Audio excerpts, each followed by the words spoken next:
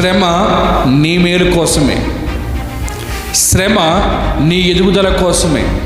శ్రమ నీ ముందు నడుస్తుందంటే అర్థము శ్రమలో నుండి నువ్వు ఆశీర్వదింపబడబోతున్నావు అని అర్థము.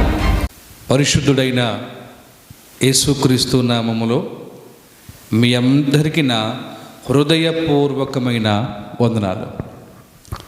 ప్రతిరోజు ఒక నూతనమైన వాక్కుతో దేవుడు నిన్ను నన్ను బలపరుస్తున్నాడు. అందుకు దేవునికి మహిమ ఘనత ప్రభావములు కలుగునుగాక. ఈ యొక్క మాట్లాడబోతున్న మాటకి సారాంశము నేను ముందుగా చెప్పి ఆ తర్వాత వాక్యంలోనికి వెళ్తాను. సారాంశం ఏమిటంటే, శ్రమ నీ మేలు కోసమే, శ్రమ నీ ఎదుగుదల కోసమే. శ్రమ నీ ముందు నడుస్తుందంటే అర్థము శ్రమలో నుండి నువ్వు ఆశీర్వదింపబడబోతున్నావు అని అర్థము. ఒక ఊరిలో ఒక అభంశుభం తెలియని ఒక చిన్నది 10 సంవత్సరాలు లేదా 11వ సంవత్సరం అంతే. ఈ 12 సంవత్సరాల చిన్నది ఒకరోజు ఆడుకుంటుంటే అనుకోకుండా కొంతమంది సైన్యం వచ్చి ఆ బిడ్డని కొట్టి లాక్కొని వెళ్ళి సిరియా దేశంలోకి తీసుకెళ్ళి అక్కడ ఒక ఇంట్లో పని మనిషిగా చేసేసారు. మీకు నేను చెప్పింది అర్థమైంది కదా. అప్పటి వరకు ఆ చిన్నది చక్కగా తల్లిదండ్రుల యొక్క ఆధీనంలో పెరుగుతుంది. ఆ తల్లిదండ్రులు కూడా చాలా భక్తిపరులట. ఆ బిడ్డని చాలా భక్తిగా పెంచారు. అయితే గమనించండి, అనుకోకుండా ఒకరోజు వచ్చిన శ్రమ ఆ బిడ్డని, అభంశుభం తెలియని ఆ బిడ్డని ఎక్కడికో తీసుకొని వెళ్ళి పని మనిషిగా పెట్టారు.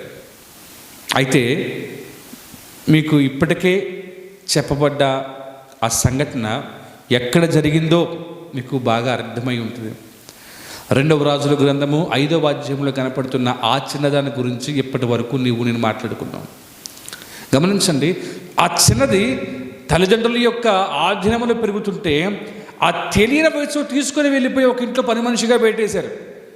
ఆ చిన్నది అనుకుంటుంటుంది, అయ్యో నేను రోజు చక్కగా ప్రార్థన చేసుకుంటూ ఉంటానే, నేను రోజు చక్కగా దేవుని స్మరించుకుంటూ ఉంటానే, ఏమాత్రము కూడా నేను పాపము చేయలేదే, కానీ ఎందుకు నాకు ఈ శ్రమ, ఎందుకు నాకు ఈ పరిస్థితి అని బాధపడుతుంటే అనుకునే రీతిగా తను ఎక్కడైతే పనిచేస్తుందో అదే ఇంటికి యజమానిగా ఉన్న నయమాను అనే ఒక సేనాధిపతి, ఆ సేనాధిపతికి కుష్టి రోగం ఉందట. చాలా బలవంతుడట, యుద్ధములు చేయటంలో అతనికి మించిన వీరుడు ఎవడో లేడట. కానీ అతనికి కుష్టి రోగం ఉందట. దేవుడు ఆ నయమానుకు కుష్టి రోగమును నయము చేసే ఒక ఆయుధముగా ఈ చిన్నదాన్ని వాడుకున్నాడు. మీకు తెలిసిన మాటే. ఆ చిన్నదంటుంది, షోమ్రోనులో ఉన్న ప్రవక్త యొద్దకు నా యజమాని వెళ్తే ఎంతటి సంతోషమో. ఈ మాట విన్న నయమాను సైన్యమును తీసుకొని ఎలీషా యొద్దకు వెళ్ళగా, ఎలీషా చెప్పిన మాటకి ఈ సేనాధిపతి ఈ నయమాను విధేయత చూపించి నైల్ నదిలో స్నానం చేయగా స్వస్థతను పొందాడు. ఇప్పుడు నా మాట వినండి, ప్రపంచంలోనే అత్యంత బలమైన పదవిలో ఉన్న సేనాధిపతి నయమానుకి కుష్టి రోగమును నయము చేసే ఒక మంత్రము, ఒక మార్గము, ఒక సూచన ఈ చిన్నదిగా ఉంది. కాబట్టి ఆ చిన్నదానికి ఎంతటి ఘనమైన సన్మానం చేస్తుంటాడు నయమాను. ఈ మాట వింటున్న నీవు ఆ చిన్నదాని వలె అభంశుభం తెలియని పరిస్థితి, అభంశుభం తెలియని మనసు ఇది అయి ఉన్నా సరే అనుకోని రీతిగా నీవు ఎక్కడైనా జారిపోయావేమో,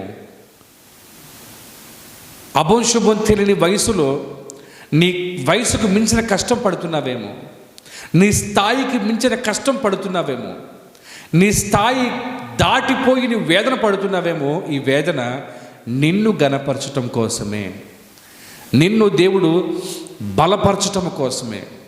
ఈ చిన్నదాని వలె దేవుడు కూడా నేను కొన్ని శ్రమల గుండా నడుపుతూ ఉంటే గమనించు, నీ ద్వారా దేవుడు గొప్ప కార్యాలు చేయబోతున్నాడు. ప్రియమైన సహోదరి సహోదరుడా, నాకే ఎందుకు నువ్వు బాధపడొద్దు, నాకే ఎందుకు నువ్వు బాధపడొద్దు. నీకు జరిగిన దాన్ని బట్టి దేవుడు ఘనమైన కార్యములు చేయబోతున్నాడు. దేవుని నిశ్చయం దీవించి ఆశీర్వదించునుగాక. ఆమేన్.